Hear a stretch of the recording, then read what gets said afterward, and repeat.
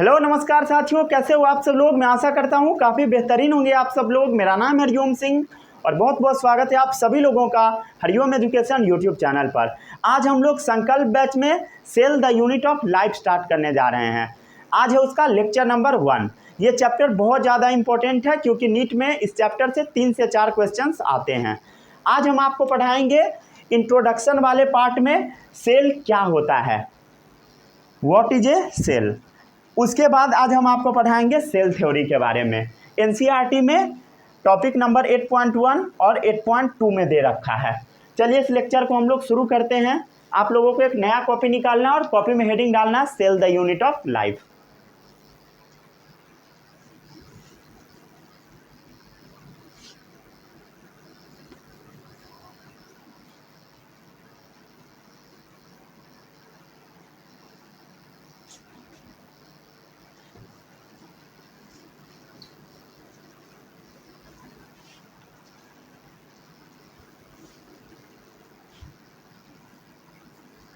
अगर आप नोट साथ साथ बनाना चाहते हैं तो साथ साथ भी बना सकते हैं। अगर नहीं बनाना चाहते हैं तो लिंक मिलेगा डिस्क्रिप्शन बॉक्स में, वहां से जाकर डाउनलोड कर लीजिएगा और कमेंट बॉक्स में भी मिल जाएगा।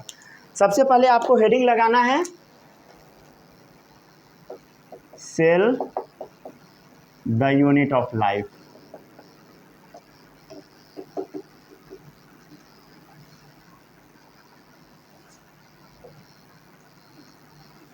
इस चैप्टर से कितने क्वेश्चंस आते हैं?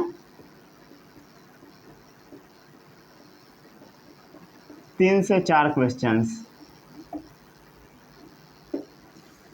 चलिए शुरू करते हैं हम लोग इस चैप्टर को। सबसे पहले आपको हेडिंग डालना है इंट्रोडक्शन। आपके पास नया वाला एनसीईआरटी बुक होना चाहिए और पेज नंबर 125 में पहुंच जाइए। वहां पे इंट्रोडक्शन वाले पार्ट में बहुत सारा चीज़ लिखा हुआ है, ठीक है, थोड़ा टेढ़ा मेढ़ा करके लिखा हुआ है, तो उसको हम लोग साफ साफ शब्दों में पढ़ने का कोशिश करते हैं, ठीक है, और कोशिश करके हर चीज़ सीख भी लेंगे, ठीक है। हमारे चारों तरफ एनसीईआरटी में लिखे हुए हैं सराउंडिंग में, हमारे चारों तरफ सराउंडिंग में या तो कोई भी चीज़ लिविंग है नहीं तो नॉन लिविंग है।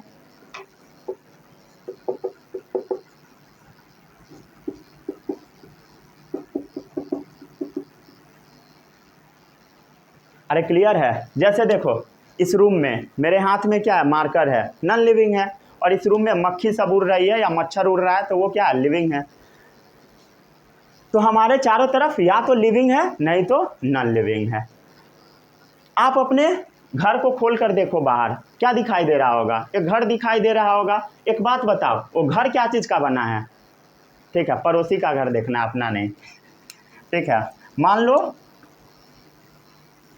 उसका घर ऐसा है, अरे उसका घर है पड़ोसी का, ठीक है, किसी और का नहीं समझना है, ठीक है। मान लो ये पड़ोसी का घर है, इतना सुंदर घर। ये घर क्या चीज से बना होगा बताओ? इस घर का बेसिक यूनिट क्या है?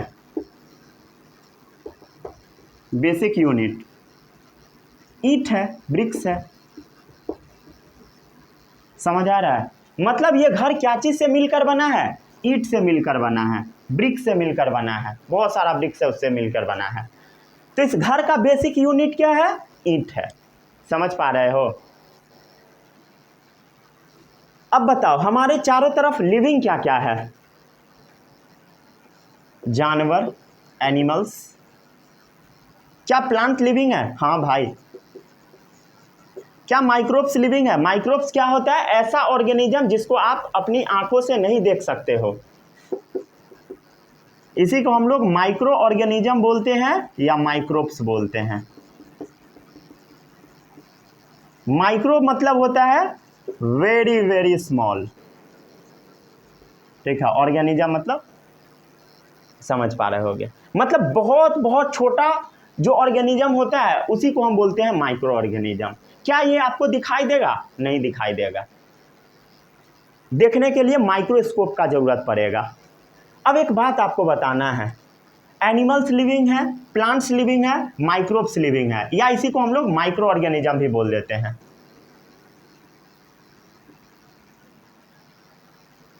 इसका बॉडी क्या चीज से मिलकर बना होगा बताओ। जैसे ये घर है, घर क्या चीज से मिलकर बना है, ईंट से मिलकर बना है। वैसे ही एनिमल्स का बॉडी क्या चीज से मिलकर बना होगा, ब्रिक्स के समान ही छोटा छोटा छोटा छोटा छोटा छोटा छोटा छोटा चीज से मिलकर बना होगा। उसको हम लोग सेल बोलते हैं। क्या बोलते हैं, सेल बोलते हैं। मतलब ये जो आप आदमी देख रहे हो, ठीक है, ये जो आप आदमी देख रहे हो, इसका बॉडी क्या चीज से मिलकर बना है, सेल से मिलकर बना है। ये जो आप छोटा सा प्लांट देख रहे हो, इसका बॉडी क्या चीज से मिलकर बना है, सेल से मिलकर बना है। आप जो माइक्रो ऑर्गेनिज्म देख रहे हो छोटा सा, ये क्या चीज से मिलकर बना है, सेल से मिलकर बना है। या ये खुद ही एक सेल है, मान लो। क्या चीज से मिलकर बना है बताओ, सेल से मिलकर बना है। अगर आप इसको छोटा करते जाओगे और देखोगे जो लास्ट में मिलेगा वो सेल ही है। समझ गए। सेल के अंदर भी बहुत चीज होता है, वो सब आपको पढ़ना है इस चैप्टर में। और एक और चैप्टर है इसके बाद, बायोमोलिक्यूल्स, उसमें भी पढ़ना है। समझ गया ना, सेल के अंदर क्या क्या केमिकल होता है उसके बारे में। तो जैसे इस घर का बेसिक यूनिट क्या था, ईंट था, ब्रिक था, वैसे ही हमारे बॉडी का बेसिक यूनिट क्या है, सेल है। समझ गया।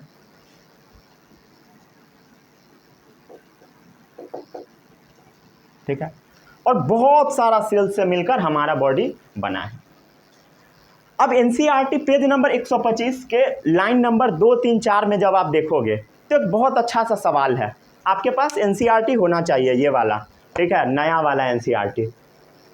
नया वाला ले लीजिएगा, 200 के लमसम आता है, 230 प्रिंटेड प्राइस है, 10% ऑफ हो जाता है दुकान में, ठीक है।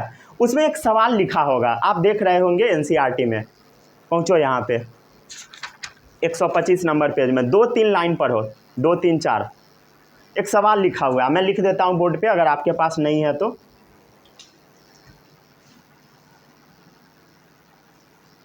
What is it that makes an organism living? या what is it that an inanimate thing doesn't have which a living thing has? ये सुंदर सा सवाल लिखा हुआ है, ठीक है, एनसीईआरटी पेज नंबर 125 में। इस सवाल का मतलब पहले आप समझो क्या लिखा हुआ है। What is it that makes an organism living? कोई भी ऑर्गेनिज्म लिविंग है तो उसको, इसके पास क्या ऐसा चीज है जो इसको लिविंग बनाता है। या what is it that makes that an inanimate thing doesn't have which a living thing has. ये अजीब सा सवाल लग रहा है, ठीक है, लैंग्वेज देखो उल्टा पुल्टा है। इसका मतलब आपको सबसे पहले नहीं पता होगा। इनएनिमेट मतलब, इनएनिमेट का मतलब होता है नॉन लिविंग। इस सवाल का मतलब फिर से आप पढ़ के कोशिश करो समझने का, कैसा अजीब सा लग रहा है, ठीक है। पढ़ लिए, अब बताऊं, ठीक है। What is it that makes an organism living, या what is it that an inanimate मतलब non living thing doesn't have which a living thing has. ऐसा क्या नॉन लिविंग थिंग के पास नहीं है जो लिविंग थिंग के पास है, जिसके कारण ये लिविंग है। ये सवाल यही पूछ रहा है। तो लिविंग के पास क्या है बोलो, लिविंग के पास सेल है, जो सेल नॉन लिविंग के पास नहीं है। तो इसका आंसर क्या है बताओ, सेल। सेल क्या है बताओ, बेसिक यूनिट। किसका, लिविंग ऑर्गेनिज्म का। समझ गया। तो presence of basic unit of life, समझ गए। इसका आंसर क्या होगा, presence of basic unit of life. और ये बेसिक यूनिट लाइफ का क्या है, सेल है। समझ गया। तो जितने भी लिविंग ऑर्गेनिज्म है, चाहे एनिमल हो, प्लांट हो, माइक्रोब्स हो, सब का सब क्या चीज का बना होगा, सेल्स का बना होगा। All living organisms are compose of cell. All living organisms are compose of cells. ठीक है, इसको नोट डाउन कीजिए, तब तक मैं चेक कर लेता हूँ ले रहा है कि नहीं फ्रेम में था। ठीक है, चलिए आगे बढ़ते हैं अब हम लोग।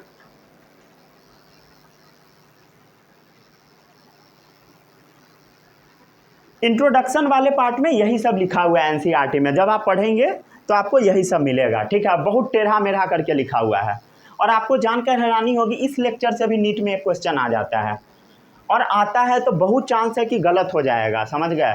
पूरा चैप्टर आप सही कर ले जाओगे और यहाँ पे एक दो जगह ऐसा ट्विस्ट किया है कि गलत हो जाता है, समझ गए ना। तो ध्यान से देखिएगा, आगे वाले पार्ट को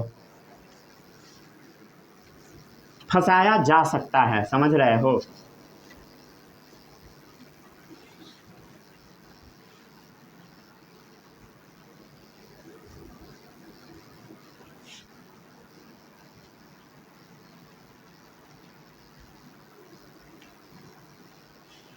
चलिए आगे बढ़ते हैं। अब हम लोग यहाँ तक पहुँच गए। ठीक है, अब हम लोग देखते हैं एनसीईआरटी में क्या क्या लिखा है। देखो, एनसीईआरटी में ऑर्गेनिज्म को अब दो पार्ट्स में स्प्लिट कर दिया है। कुछ ऑर्गेनिज्म एक सेल का बना होता है, सिंगल सेल का, और कुछ ऑर्गेनिज्म बहुत सारे सेल्स का बना होता है, मेनी सेल्स का, समझ गए, मेनी सेल्स का। और बायो में सिंगल के लिए टर्म हम यूज करते हैं यूनी। क्या वर्ड यूज करते हैं सिंगल के लिए? यूनी। और सेल के लिए सेल्यूलर।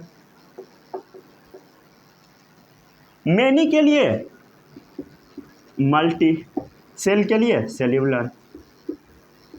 तो ऐसा ऑर्गेनिज्म जो सिर्फ एक सेल का बना होगा, सिंगल सेल का बना होगा, उसको हम क्या बोलेंगे? Unicellular organism. और ऐसा ऑर्गेनिज्म जो मेनी सेल्स का बना होगा, उसको हम क्या बोलेंगे? Multi cellular organisms.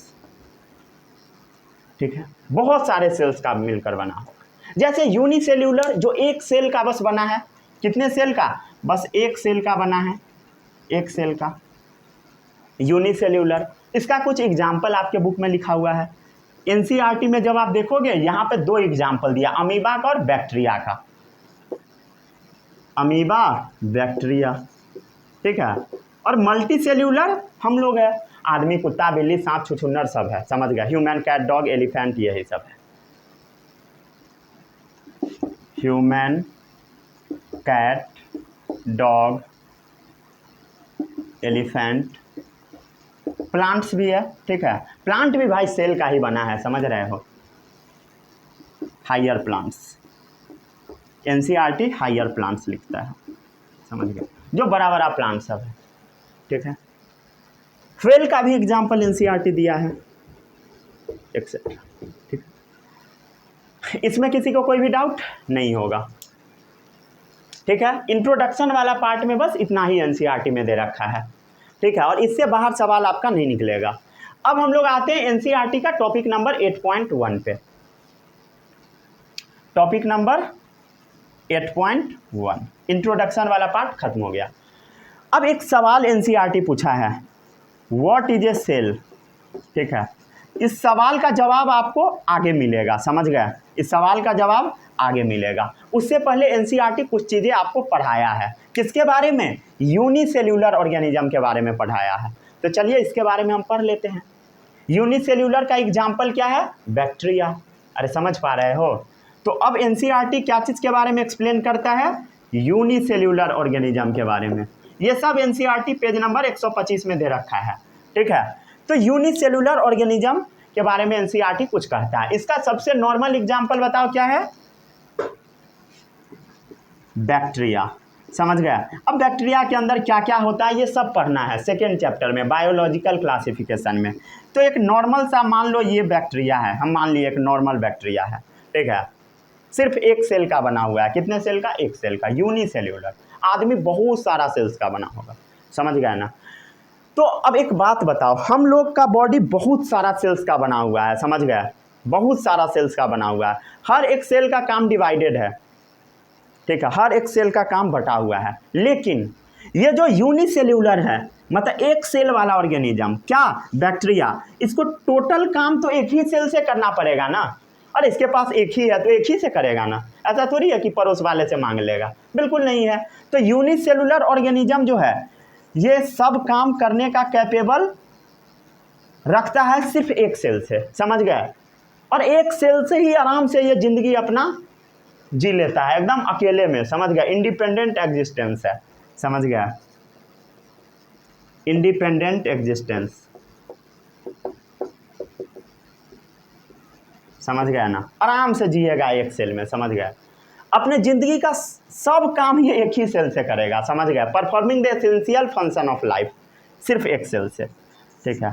Performing the essential functions of their life, ये अपना सब काम सिर्फ एक ही सेल से करेगा, समझ गए। चाहे कोई भी काम क्यों ना करना हो, चाहे रिप्रोडक्शन करना हो, क्या होता है सभी लोगों को पता होगा, अरे अपना नंबर इंक्रीज कराना।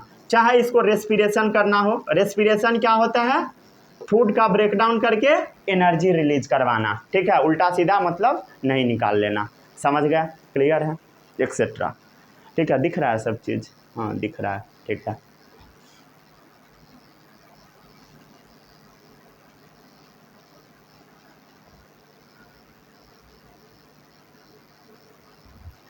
सब ठीक है, ठीक है। तो ये सब काम अपना खुद से ही कर लेगा, समझ गया ना। Performing the essential functions of their life, चाहे वो रिप्रोडक्शन हो, अपना नंबर बढ़ाना हो, रेस्पिरेशन हो, मतलब खाना से एनर्जी निकालना हो, इसके बारे में भी आपको पढ़ना है सेपरेट चैप्टर में, ठीक है। चाहे इसको अपना खाना ही क्यों ना बनाना हो, मतलब जो भी काम है, समझ गए, यूनिसेल्यूलर, ठीक है। चाहे इसको अपना खाना ही क्यों ना बनाना हो, एटीपी फॉर्मेशन, खाना बनाना हो, फोटोसिंथेसिस भी कुछ कुछ करता है, उस सब के बारे में आगे पढ़ना है, ठीक है। चाहे उसको एटीपी रिलीज करवाना हो, खाना बनाना हो, हर एक काम वो खुद से कर लेगा, समझ गए। न्यूट्रिशन भी ये खुद से ही करेगा एक ही सेल से, ठीक है। फोटोसिंथेसिस भी कर लेगा, समझ गए। जो भी काम है सब ये एक ही सेल से करेगा। आगे बढ़े अब हम लोग। फिर आपके दिमाग में अब एक सवाल आएगा, क्या सवाल आएगा कि क्या कोई ऐसा भी ऑर्गेनिज्म है जिसमें सेल के अंदर जो जो चीज़ रहता है, सेल के अंदर जो जो चीज़ रहता है वो उसके पास नहीं है तो वो सरवाइव करेगा। फिर से सुनना, ये मान लो एक ऑर्गेनिज्म है, यूनिसेल्यूलर बैक्टीरिया है, इसके पास बहुत सारा चीज़ अंदर में रखा हुआ है, ठीक है। मान लो इसके पास एक इस टाइप का चीज़ है, इस टाइप का चीज़ है, इस टाइप का चीज़ है, तरह तरह का चीज़ है इसके पास। क्या क्या है वो अभी हम नहीं जानते हैं, वो सब आपको आगे पढ़ाया जाएगा, ठीक है। अब मान लो ये सब टाइप का चीज़ है, अगर कोई ऐसा ऑर्गेनिज्म हो सरवाइव करता हो इस धरती पे जिसके पास न ये हो न ये हो न ये हो, क्या सरवाइव कर पाएगा? नहीं कर पाएगा। अरे वायरस कहाँ सरवाइव करता है, ठीक है। वो आपके बॉडी के अंदर घुसता है उसके बाद वो लिविंग होता है, अब बाहर है तो नॉन लिविंग है, समझ गया।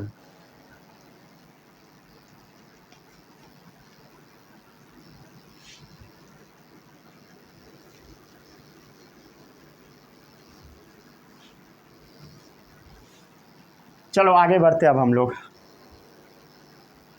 ठीक है। एनसीईआरटी एक बहुत अच्छा बात लिखा है, anything less than a complete structure of cell which doesn't ensure independent living.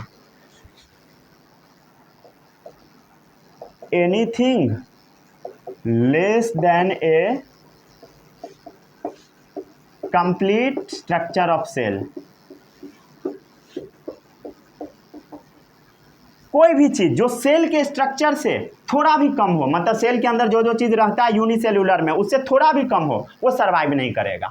Anything less than a complete structure of cell doesn't ensure independent living, समझ गया ना। वो स्वतंत्र रूप से नहीं जी पाएगा। स्वतंत्र रूप से जीने के लिए कम से कम एक सेल होना बेहद जरूरी है, समझ गए, क्लियर है। क्या इसका कुछ एग्जाम्पल है? हाँ ऑफकोर्स है, इसका एग्जाम्पल एनसीईआरटी में लिखा हुआ है ये सब। इसका एग्जाम्पल है वायरसेस। क्या वायरस जीता है? बिल्कुल नहीं, बाहर है, मरा हुआ है, समझ गए। अब इस सेल का डेफिनेशन आपको मिलेगा, व्हाट इज ए सेल लिखा हुआ है, समझ गए, इसका आंसर अब आपको मिलेगा। तो सेल क्या है, अब एक बात बताओ, सेल क्या है, एकदम फंडामेंटल है, मतलब सेल से छोटा कुछ भी सर्वाइव नहीं करेगा। तो cell is the fundamental structural, पूरा लिविंग ऑर्गेनिज्म का स्ट्रक्चर सेल का ही बना हुआ है, and functional unit of all living organism. Cell के अंदर बहुत सारा काम हो रहा होता है, समझ गए, बहुत सारा काम चल रहा होता है, उसके बारे में आपको सेपरेट चैप्टर में पढ़ाया जाएगा, समझ गए ना।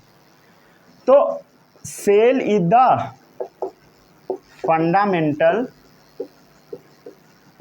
Structural and functional unit of all living organisms, समझ गए, क्लियर है, ठीक है। सेल फंडामेंटल है, सेल से छोटा कुछ भी एग्जिस्ट नहीं करेगा, स्ट्रक्चरल पूरा ऑर्गेनिज्म बना हुआ है, and functional unit of all living organism, ठीक है। इसमें बहुत सारा फंक्शन चल रहा होता है, क्या फंक्शन चल रहा होता है अभी आपको उससे मतलब नहीं रखना है, ठीक है, उसके लिए सेपरेट चैप्टर है, अभी बता के मैं आपको कंफ्यूज नहीं करूंगा यहाँ पर, ठीक है। चलिए अब आता है कि सबसे पहली बार सेल को किसने देखा, बताओ, पता ही होगा, Robert Hooke. First cell discovered by Robert Hooke, ठीक है, first cell discovered by Robert Hooke, ठीक है। सबसे पहला सेल किसने देखा, रॉबर्ट हुक ने देखा, ठीक है, समझ गया। ये कॉर्क का स्टडी कर रहे थे, क्या चीज का स्टडी कर रहे थे बताइए, कॉर्क। कॉर्क क्या होता है, अगर साफ साफ शब्दों में आप समझे तो ये पेड़ है मान लो, ठीक है, पेड़ है, समझ गए। अब पेड़ का जो स्टेम है, इसके बाहर जो भूरा भूरा कलर का चीज़ होता है, यही कॉर्क है, मान लो आप अभी, ठीक है। इसके बारे में और डिटेल में आगे एकदम बढ़िया से पढ़ना है एनाटॉमी में, ठीक है। तो रॉबर्ट हुक जब इस कॉर्क का स्टडी किए तब वो बताए कि ये जो पेड़ है वो छोटा छोटा छोटा छोटा मधुमक्खी के छत्ता के जैसा समान चीज से मिलकर बना है। और आपको जानकर हैरानी होगी, जो कॉर्क होता है ना, ये नॉन लिविंग होता है, ये डेड सेल होता है। कैसा बता, लिविंग सेल नहीं है, डेड सेल है, लिविंग नहीं है, समझ गए ना, नॉन लिविंग सेल है। ये कैसा दिखने में लगा, मधुमक्खी के छाता के समान, हनी कॉम्ब लाइक स्ट्रक्चर लगा। कैसा लगा बोलो, ये एग्जाम में आ जाता है, हनी कॉम्ब लाइक स्ट्रक्चर, समझ गए। किस टाइप का लगा हम लोग बना के समझ लेते हैं।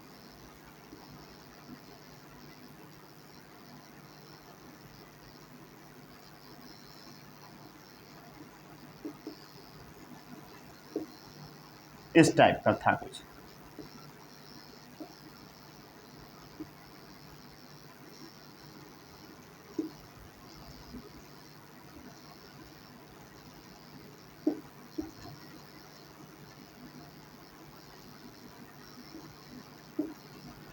समझ गया, इस टाइप का था, Honey comb like structure, clear है।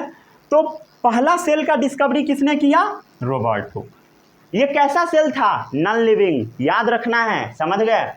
सीधे आंख बंद करके मार के नहीं आ जाना। इसके बाद एनसीईआरटी में लिख दिए हुए हैं कि पहला लिविंग सेल किसने खोजा, किसने खोजा, एंटन वॉन ल्यूवेनहक, समझ गए। आगे बढ़े,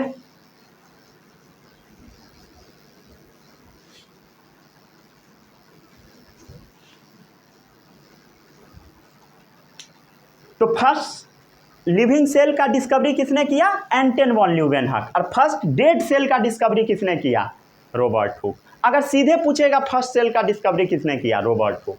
अगर पूछेगा लिविंग सेल का, तब आपको ल्यूवेनहक मानना है। First saw and describe live cell किसने, पता, first saw and described live cell, NCERT में ऐसे ही लिखे हो, लाइव मतलब लिविंग सेल, ठीक है। किसका नाम आएगा बताओ, एंटन वॉन ल्यूवेनहक, क्लियर, ठीक है। किसने किया बताओ, ल्यूवेनहक, ठीक है। ये भी लिख लो अगर लिखना है तो, एंटन वॉन ल्यूवेनहक, ठीक है। First show and describe live cell Anton von Leeuwenhoek. Clear है, समझ गए, ठीक है। और बाद में ये सेल का स्टडी एक और साइंटिस्ट कर रहे थे, समझ गए, इस सेल का स्टडी एक और साइंटिस्ट कर रहे थे, और इस साइंटिस्ट को सेल के अंदर में एक बॉल नुमा चीज नजर आया, बॉल के जैसा, ठीक है, गेंद जैसा नजर आया, बॉल लाइक स्ट्रक्चर, ठीक है, बॉल लाइक स्ट्रक्चर, ठीक है।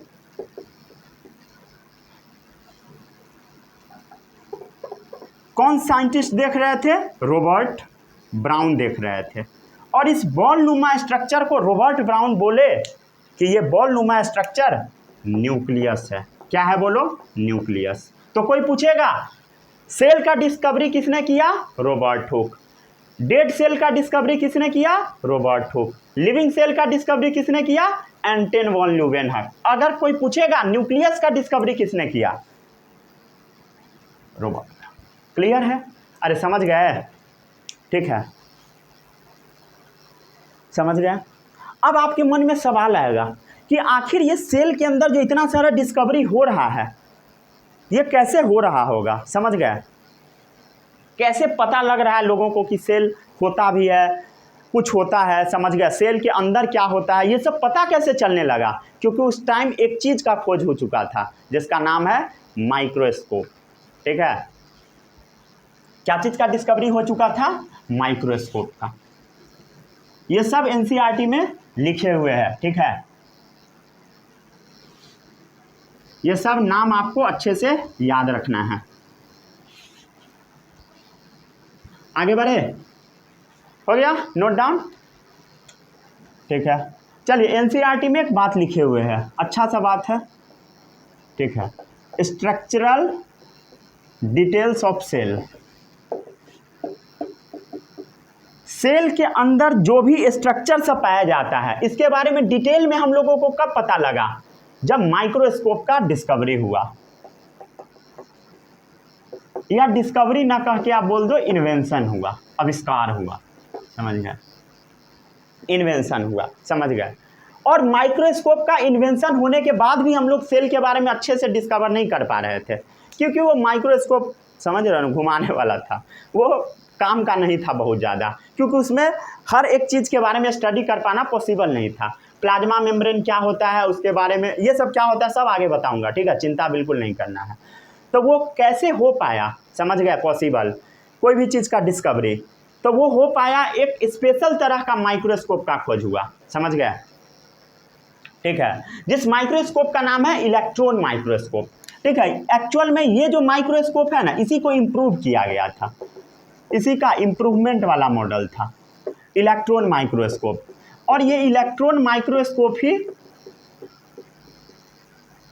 हर एक चीज़ के बारे में खोज के बताया। अब किसी किसी मॉड्यूल में ये भी रहता है इलेक्ट्रॉन माइक्रोस्कोप का खोज किसने किया, तो ये सब आपको नहीं पढ़ना है, समझ गया, फालतू में याद कुछ भी नहीं करना है, क्योंकि अगर आप पिछले 5-10 साल का पेपर उठाओगे, 5 साल का लगभग, तो नीट में क्वेश्चन हमेशा एनसीईआरटी से ही आ रहा है मैक्सिमम, और इस पार्ट से भी, तो बहुत ज़्यादा साइंटिस्ट का नाम रटना नहीं है, समझ गए। चलिए आगे बढ़ते हैं अब हम लोग। अब एनसीईआरटी का टॉपिक नंबर 8.1 कवर हो चुका है, ठीक है। अब हम लोग टॉपिक नंबर 2 पे चलते हैं। अगला टॉपिक है सेल थ्योरी।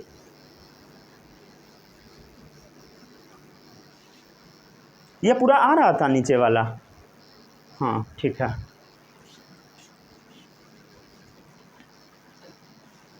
अगला टॉपिक है सेल थ्योरी।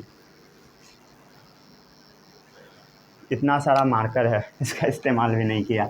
चलिए आगे बढ़ते हैं, इस्तेमाल अब कर लेते हैं। 8.2 अगला टॉपिक है सेल थ्योरी।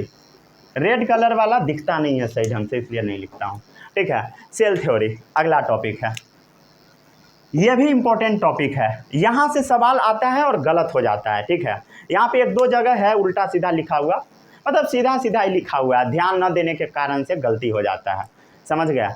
अगर आप बेसिक्स ऑफ बायोलॉजी वाला लेक्चर नहीं देखे हैं तो लिंक डिस्क्रिप्शन बॉक्स में दे दूंगा, देख लेना जाकर, ठीक है। कमेंट में नहीं, डिस्क्रिप्शन में मिलेगा, ठीक है। उतना ज़्यादा मतलब कर पाना पॉसिबल नहीं है। चलिए आगे बढ़ते हैं। अब अगला टॉपिक है सेल थ्योरी। ठीक है, जैसे जैसे एनसीईआरटी में लिखा हुआ है वैसे वैसे ही मैं आपको पढ़ाऊंगा। ठीक है, अब ये टाइम है लगभग 1838 का। कौन सा टाइम है बताओ? 1838। दो साइंटिस्ट थे, लेकिन पहले मैं एक साइंटिस्ट के बारे में बताऊंगा, उसके बाद दूसरे के बारे में बताऊंगा। सबसे पहला साइंटिस्ट थे मैथियस स्लीडेन। ठीक है, ये टाइम क्या है? 1838। ठीक है, ये एक बोटानिस्ट थे। क्या थे बोलो? जर्मनी के रहने वाले जर्मन बोटानिस्ट। पता होगा किसको बोलते हैं बोटनिस्ट? जो प्लांट के बारे में स्टडी करता है, ये सब आपको पता होगा, प्लांट के बारे में पढ़ाई करता है। ठीक है, ये जर्मन बोटनिस्ट थे, मतलब ये प्लांट का स्टडी कर रहे थे, सीधा सीधा मतलब यही है। ये जर्मन बोटनिस्ट क्या कर रहे थे बताओ? एग्जामिन कर रहे थे, प्लांट सबको देख रहे थे, समझ गए? लार्ज नंबर ऑफ प्लांट का इन्होंने स्टडी किया, लार्ज नंबर ऑफ प्लांट्स का इन्होंने स्टडी किया। जब कोई भी आदमी स्टडी करता है तो उसमें से कुछ कंक्लूजन तो जरूर निकालता है ना, कुछ तो ऑब्जर्व करेगा, और इन्होंने बहुत कुछ ऑब्जर्व किया और क्या बताए? एक स्टेटमेंट दिए। ठीक है, वो स्टेटमेंट एग्जाम में आ जाता है एज इट इज। ये बताए all plant are compose of different kind of cells. ठीक है, all plants are compose of different type of cells. ठीक है, all plants are compose of different types of cells which form the tissue of the plant, which form the tissue of the plant। देखो भाई, अब मैं आपको थोड़ा बहुत कुछ कुछ बताता हूँ। ठीक है, यहाँ पर आपको बुरा नहीं मानना है, समझ गया ना? थोड़ा थोड़ा अब आपको सीखना पड़ेगा, क्योंकि आप बायोलॉजी पढ़ रहे हो और बायोलॉजी पूरा खिचड़ी पका होता है, समझ गया ना? इधर का इधर रहेगा, इधर का उधर रहेगा, पूरा लिंक रहता है। मैं कोशिश करूंगा कि बहुत ज़्यादा लिंक ना किया जाए, क्योंकि यहाँ पर लिंक करके पढ़ाने लगेंगे तो आपको कुछ भी समझ में नहीं आएगा, समझ गया ना? तो थोड़ा थोड़ा मैं आपको बताते जाऊंगा और आप देखते जाइएगा। तो हमारा बॉडी में सबसे छोटा चीज़ क्या है जो कि इंडिपेंडेंट एग्जिस्टेंस करता है? बताओ? सेल। अभी पढ़ाया, समझ गया? सेल। अगर बहुत सारे सेल को एक जगह आप ले आओगे, मतलब सेल, जैसे मान लो ये एक सेल है, इस सेल को आप एक जगह पे ले आए, सेल का झुंड है, क्लस्टर है, इसको हम क्या बोलेंगे? टिश्यू बोलेंगे। क्या बोलेंगे बोलो? टिश्यू बोलेंगे, समझ गए? सेल है, सेल का जो क्लस्टर है इसको हम क्या बोलेंगे? टिश्यू बोलेंगे। सेल का जो क्लस्टर है इसको हम क्या बोलेंगे? टिश्यू बोलेंगे। क्लियर है? अरे सेल का जो झुंड है, क्लस्टर है, उसको हम क्या बोलेंगे? टिश्यू बोलेंगे। और टिश्यू जुड़कर क्या बनता है? एक ऑर्गन बनता है। क्या बनता है बोलो? एक ऑर्गन बनता है, समझ गए? जैसे मान लो ये स्टमक है, समझ गया? ये एक ऑर्गन है, सिर्फ स्टमक बनाओ। ठीक है, ये क्या है बताओ? एक ऑर्गन है, ऑर्गन। क्लियर? इसमें कोई भी डाउट नहीं होगा। अब एक ऑर्गन को जब हम पूरा मिला देते हैं तो उससे क्या बनता है? ऑर्गन सिस्टम बनता है, ऑर्गन सिस्टम। क्लियर है? जैसे देख लो,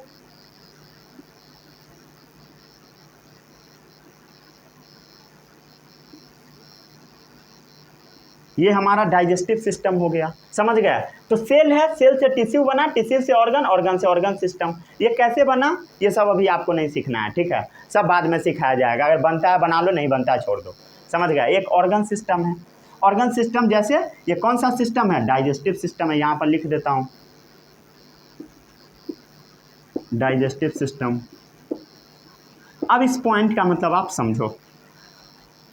all plants are compose of different kind of cells. ठीक है, जितना भी प्लांट था, जितना भी प्लांट, समझ गए? ऑल प्लांट्स वो अलग अलग तरह के सेल्स का बना हुआ था। जैसे देख लो, हमारा जो स्टमक है ये अलग अलग तरीके के सेल्स का बना होगा। स्टमक में भी बहुत सारा रीजन होता है, हर एक रीजन पे अलग अलग तरह का सेल होता है। वैसे ही प्लांट में भी हर एक रीजन में अलग अलग तरीके का सेल था। समझ गए? क्लियर है? जैसे मान लो ये ग्राउंड है, ये रूट है, ये स्टेम है। समझ गए? तो रूट में रूट का जो सेल होगा अलग टाइप का होगा, यहाँ पर जो सेल होगा अलग टाइप का होगा, ये जो लीफ है इसका सेल होगा अलग टाइप का होगा। मतलब अलग अलग जगह पे अलग अलग टाइप का सेल होगा, चाहे वो प्लांट हो एनिमल्स हो। लेकिन ये जो साइंटिस्ट थे सिल्डन, ये प्लांट के बारे में बस बताए थे, इस बात को याद रखना है। तो all plants are compose of different kind of cells. समझ गया? जानवर में भी बना होता है डिफरेंट काइंड ऑफ सेल से, लेकिन सिल्डन जो बताए थे सिर्फ प्लांट के बारे में बताए थे। All plants are compose of different kind of cell which form the tissue of the plant. समझ गया? और सेल जुड़ के क्या बना रहा था? सेल से जुड़कर क्या बना? टिश्यू बना। विच form the tissue of the plant. Plant का ये टिश्यू बनेगा। समझ गया? एनिमल का नहीं बनेगा। चलिए इसको कॉपी कीजिए, दिख रहा है सभी चीज?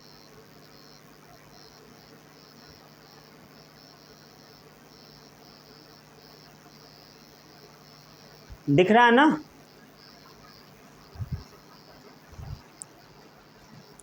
आगे बढ़े, आगे बढ़ते हैं हम लोग। साउंड वगैरह सब जा रहा है सही से?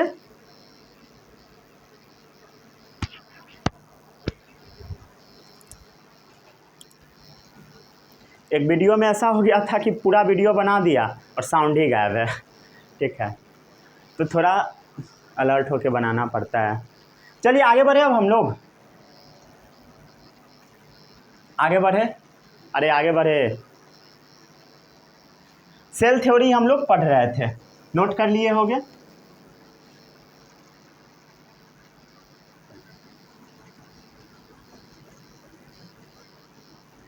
तो सिल्डन के बारे में समझ आया? सिल्डन क्या बताए थे? क्या बताए थे? All plants are compose of different types of cells. और जानवर में भी ऐसा होता है, लेकिन सिल्डन सिर्फ प्लांट के बारे में बताए थे। ये सब याद रखना है। समझ गए? बहुत इंपॉर्टेंट पॉइंट है।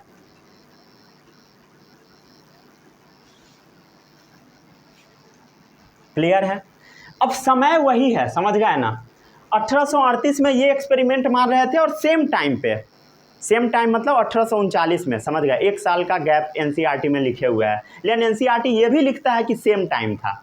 समझ गया? सेम टाइम में मतलब 1839 में, एक साल का गैप है, कोई फर्क नहीं पड़ता। समझ गया? सेम टाइम एनसीईआरटी लिखता है। सेम टाइम में एक साइंटिस्ट थे जिनका नाम है स्वान। क्या नाम है बोलो? थियोडोर स्वान। थियोडोर स्वान। ये एनिमल्स के ऊपर स्टडी कर रहे थे। क्या चीज के ऊपर स्टडी किए? एनिमल्स के ऊपर, एनिमल सेल्स के ऊपर। ये रहने वाले थे वहीं के। समझ गए? कहाँ के रहने वाले थे? पढ़ लो। ठीक है, ब्रिटिश जूलॉजिस्ट थे। समझ गए? क्लियर है? जूलॉजिस्ट मतलब पता है क्या चीज के बारे में स्टडी कर रहे होंगे? जानवर के बारे में। समझ गया? तो ये ब्रिटिश जूलॉजिस्ट थे थियोडोर स्वान। ये क्या चीज के बारे में स्टडी किए होंगे? जरूर ये एनिमल सेल के ऊपर स्टडी किए होंगे। तो इन्होंने स्टडी किया different types of animal cells, अलग अलग तरह के एनिमल सेल्स के ऊपर इन्होंने स्टडी किया। समझ गया? Different types of animal cells, ये अलग अलग तरह के एनिमल सेल्स के ऊपर डिस्कवरी किया।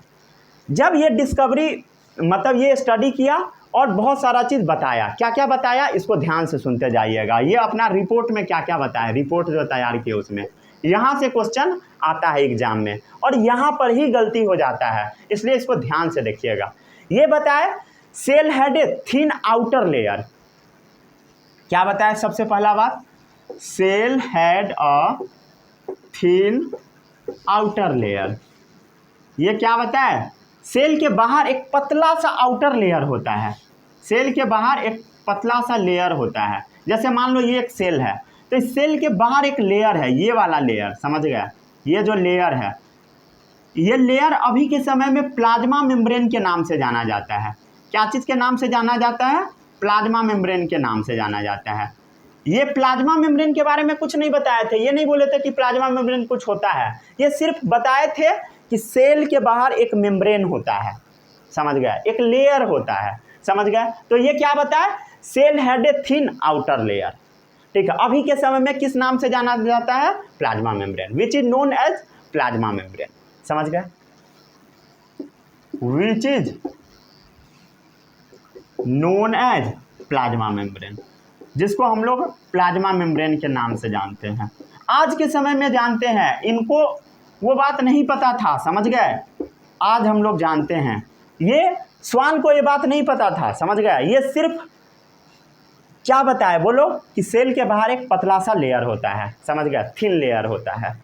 किसने बताया, स्वान ने बताया, ठीक है। सिल्डन क्या बताया, बोलो बोलो बोलो बोलो, हाँ ठीक है। स्वान क्या बताया, बोलो, ठीक है, समझ गए ना, क्लियर है, ठीक है। चलिए आगे बढ़ते अब हम लोग। अब स्वान यहीं तक नहीं रुके, समझ गए, ये यहीं तक नहीं रुके, ये और आगे बढ़े, ठीक है,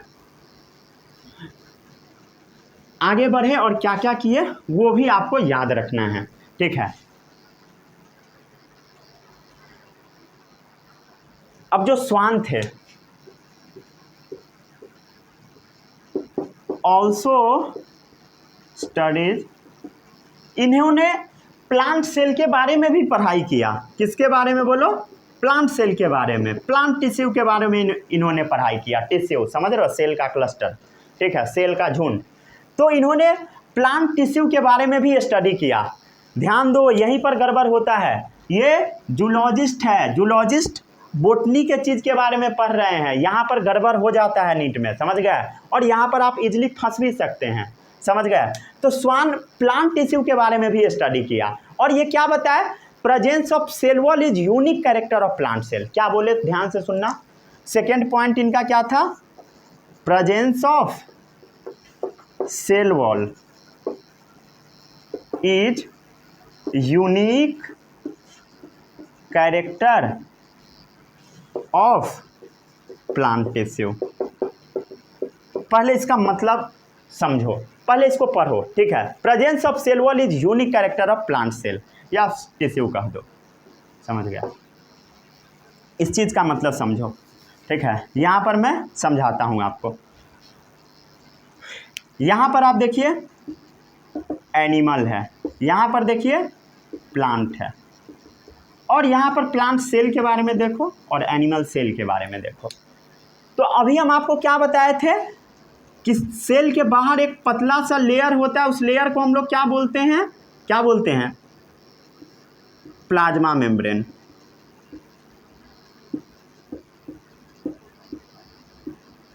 ठीक है। ये मान लो एक सेल है प्लांट का, तो इसके बाहर जो पतला सा लेयर है इसको हम क्या बोलते हैं, अभी हम लोग पढ़े हैं प्लाज्मा मेम्ब्रेन, शॉर्ट में हम लोग पीएम से लिखेंगे। अब यहाँ पर देखो, ये तो प्लाज्मा मेम्ब्रेन के बारे में बता दिए, ठीक है। Cell had a thin outer layer, cell के बाहर पतला सा आउटर लेयर है, which is known as plasma membrane, इसको प्लाज्मा मेम्ब्रेन के नाम से जाना जाता है। ये नहीं बताया थे सिर्फ प्लांट में होता है, एनिमल में, सब में होता है, ये बस ये बताया, ठीक है। और यहाँ पर ये क्या बोले, ध्यान से सुनना, presence of cell wall is unique character of plant cell, समझ गए। मतलब प्लांट सेल में सिर्फ क्या होता है बताओ, सेल वॉल होता है, हालांकि सिर्फ प्लांट सेल में ही नहीं होता, और भी जगह पे होता है, ठीक है। तो ये क्या बताया, प्लांट सेल में एक और बाहर की तरफ लेयर होता है, इस लेयर को हम क्या बोलते हैं, सेल वॉल। क्या बोलते हैं बोलो, सेल वॉल, जो कि एनिमल में नहीं होता है, इनका कहना था। तो presence of cell wall is unique character of plant cell, समझ गए। अरे क्लियर है, क्लियर है। तो स्वान का जो हाइपोथेसिस है ये कहना क्या चाहता है, ये अब हम लोग देख लेते हैं। स्वान का जो हाइपोथेसिस है, ठीक है, स्वान आखिर कहना क्या चाहते हैं, अरे साफ साफ कहो ना भाई, क्या कहना चाहते हैं। ये सेल थ्योरी का पहला पॉइंट बता दिए, bodies of animals and plant are compose of cell, समझ गया। ये क्या बोले, bodies of plants and animals are composed of cells। समझ गए? Bodies of plants and animals are composed of cells and product of cell. समझ गया? और सेल के प्रोडक्ट से ही बनेगा, एंड प्रोडक्ट ऑफ सेल। समझ गए? पढ़ो इसको फिर से। Bodies of plant and animals are compose of cell. Plant का बॉडी हो या एनिमल का हो, सब का सब सेल से ही बना होगा, या सेल के अंदर जो प्रोडक्ट है इसी प्रोडक्ट से बना होगा, and product of cell. Clear है? समझ गया? ये किसका पॉइंट है बताओ? ये पॉइंट है सेल थ्योरी का। समझ गया? किसका पॉइंट है? सेल थ्योरी का। ये सेल थ्योरी का पॉइंट है, यही एक्चुअल में सेल थ्योरी है। अब आपको मैं जो बताता हूँ वो समझो। ये तो बता दिया गया कि प्लांट हो या एनिमल हो, इस सब का बॉडी क्या चीज़ का बना हुआ है? सेल का बना हुआ है। लेकिन ये जो चिल्ड्रन थे भाई, स्वान थे, ये सब इस चीज़ के बारे में नहीं बता पा रहे थे, आखिर ये नया सेल आ कहाँ से रहा है। समझ गया? ये जो सेल है आता कैसे है? समझ गया? मतलब कोई भी सेल टपक कहाँ से रहा है। समझ गया? ठीक है, इसमें एक प्रॉब्लम हो गया, उस प्रॉब्लम के बारे में अब हम लोग देखते हैं।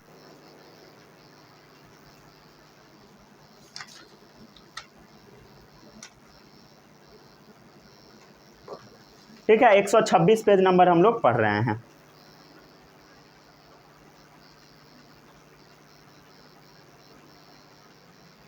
हो गया? पढ़ लिए? ठीक है, हो गया? ठीक है, एनसीईआरटी बुक में 126 पेज में दे रखा है, 5वां 6ठा लाइन है ये वाला। समझ गए? आगे बढ़े अब हम लोग।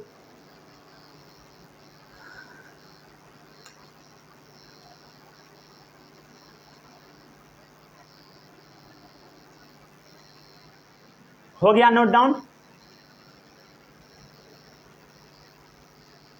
ठीक है, एक्चुअल में जो सेल थ्योरी बना था ना, ये चिल्ड्रन और स्वान दोनों अपने स्टेटमेंट को जोड़ के बनाए थे। समझ गए? ये एनसीईआरटी में ऐसे लिखा हुआ है, यही स्टेटमेंट है ऐसे। और सेल थ्योरी को अभी हम लोग क्या चीज़ से जानते हैं इसके बारे में आपको अंत में बताएंगे।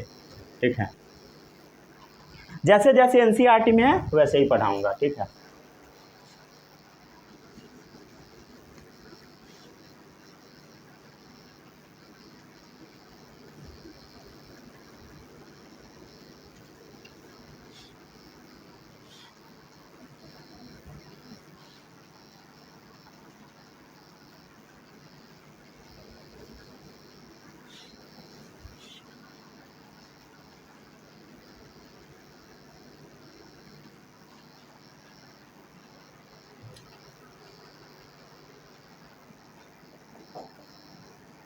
Cell theory, Schleiden and Schwann together formulate, दोनों मिलके बनाए थे। समझ गए? क्लियर है? लेकिन इसमें प्रॉब्लम क्या आ गया बताओ? प्रॉब्लम क्या आ गया इसमें? प्रॉब्लम ये आ गया कि ये दोनों ये नहीं बता पा रहे थे। क्या नहीं बता पा रहे थे? कि नया सेल आता कहाँ से है। How new cell were formed.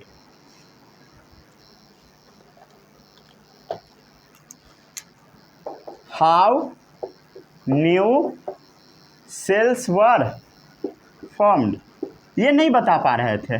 समझ गए? ये क्वेश्चन मार्क था। तो इस सवाल का जवाब देने आए वर्चो। कौन आए? वर्चो। कई लोग इसको वर्षों भी पढ़ते हैं, आपको जो पढ़ना है वो पढ़िए। ये समय था, ये साल था 1855। समझ रहे हो? बहुत दिनों बाद बताया। ठीक है, वो 39 में और 38 में अपना बात रखे, उसके बाद सीधे बात आया 1855 में, ये बताया कि नया सेल बना कैसे। समझ? इतना टाइम लग गया, 16 साल का, 16-17 साल का। तो अब ये बताया कि नया सेल बनेगा कैसे। तो ये बताया कि नया सेल डिवाइड हो के बनता है। समझ गया? मतलब ये समझो, जैसे मान लो ये एक बड़ा सा सेल है। समझ गया? सुंदर सा, क्यूट सा। अब इस सेल में क्या होगा? ग्रोथ होगा, साइज बढ़ेगा, और ये सेल दो पार्ट में टूट जाएगा। क्लियर है? ये कौन बताए? वर्चो बताए। तो रुडोल्फ वर्चो क्या एक्सप्लेन किए? Cell divided and new cell are form from pre existing cell. Rudolf Virchow, कई लोग इसको वर्सो भी पढ़ते हैं, मैं बार बार बोल रहा हूँ, आपको जो पढ़ना है वो पढ़िए। ठीक है, इन्होंने ही एक्सप्लेन किया था कि कैसे नया सेल बनता है। समझ गया? सेल, और ये क्या बताया? सेल क्या कर रहा है? डिवाइड कर रहा है। ये क्या बताया? सेल डिवाइडेड, सेल डिवाइड होता है and new cell form from pre existing cell. Pre existing मतलब जो सेल पहले से उपस्थित हो, पहले से एग्जिस्ट कर रहा हो, उसी से बनेगा। समझ गए? क्लियर है? तो cell divided and new cells are form from pre existing cell. Clear है?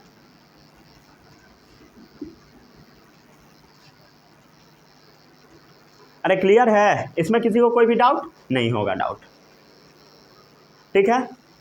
और ये जो रुडोल्फ वर्चो थे अपने भाषा में इसी बात को बोले थे, और इनका कहना था ओमनिस सेलुला इज सेलुला। समझ गया? क्या कहना था? ओमनिस सेलुला इज सेलुला। ठीक है, ये जहाँ के थे अपने भाषा में बोले थे इस बात को। ठीक है, और इसका मतलब यही होता है, cell divided and new cells are form from pre existing cell. Clear है?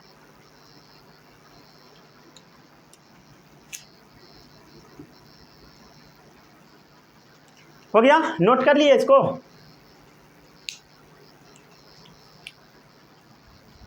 ठीक है, आगे बढ़े। अब क्या हुआ बताओ?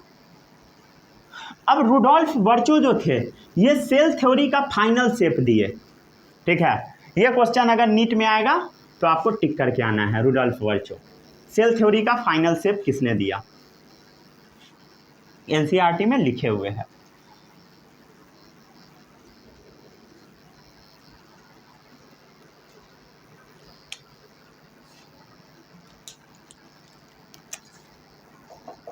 तो वर्चो ने क्या किया बोलो? मॉडिफाई किया। क्या चीज को मॉडिफाई किया? सेल थ्योरी को। समझ गया? हाइपोथेसिस किसका? ऑफ स्लीडन एंड स्वान का। और इन्होंने सेल थ्योरी का फाइनल शेप दिया।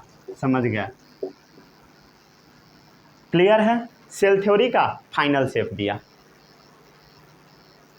ठीक है, क्लियर है? आगे बढ़े? आगे बढ़ते हैं अब हम लोग।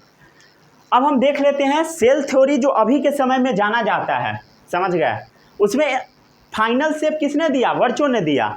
और उसमें क्या पॉइंट उन्होंने ऐड किया कि जितने भी सेल्स होते हैं वो सब पहले से प्रेजेंट सेल से ही आते हैं। और सिल्डन और स्वान क्या बोले थे सेल थ्योरी में? All living organisms are compose of cell and product of cells. समझ गया? सेल थ्योरी, ठीक है। ऑल लिविंग ऑर्गेनिजम्स, दो पॉइंट है, पॉइंट बना के लिखिए। All living organisms are composed of cells and product of cells। समझ गया? सिल्डन और स्वान वाला बात समझ गया? All living organisms are compose of cells and product of cells. और सेकेंड पॉइंट किसने बोला? वर्चो ने बोला। क्या बोला? बोलो। All cells arises from pre existing cell, ओमनिस सेलुला इज सेलुला। समझ गया? All cells are arises from pre existing cell. ठीक है, all cells are arises from pre existing cells. जितना भी सेल अराइज होता है सब पहले के प्रेजेंट सेल से ही आता है। समझ गया? पहले से प्रेजेंट सेल से ही।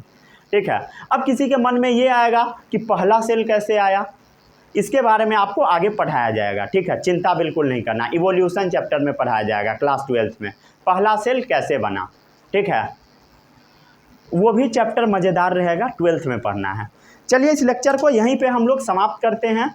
आप नोट्स बना लिए होइएगा, अगर नहीं बनाए हैं तो डिस्क्रिप्शन बॉक्स में और कमेंट बॉक्स में लिंक मिलेगा नोट्स का, आप जाकर डाउनलोड कर सकते हैं, ठीक है, सीधा आपके गैलरी में चला जाएगा, A4 साइज़ का रहेगा, ठीक है। और लास्ट में आपको क्या करना है वो मैं बता देता हूँ, हर लेक्चर के अंत में करना है आपको,